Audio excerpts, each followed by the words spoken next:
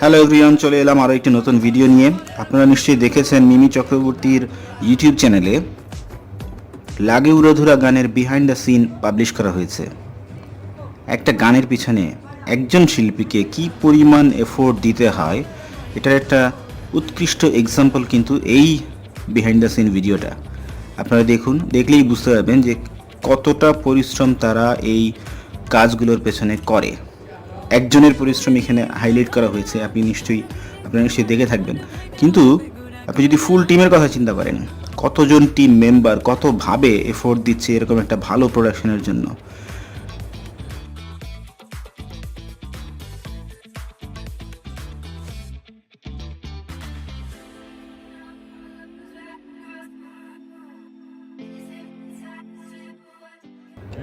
It's amazing.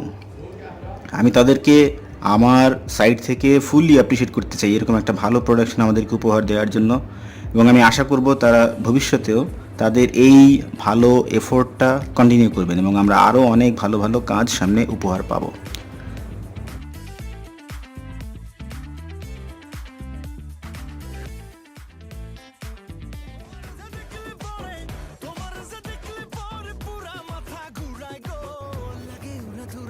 সবার জন্য শুভকামনা, ভালো থাকুন।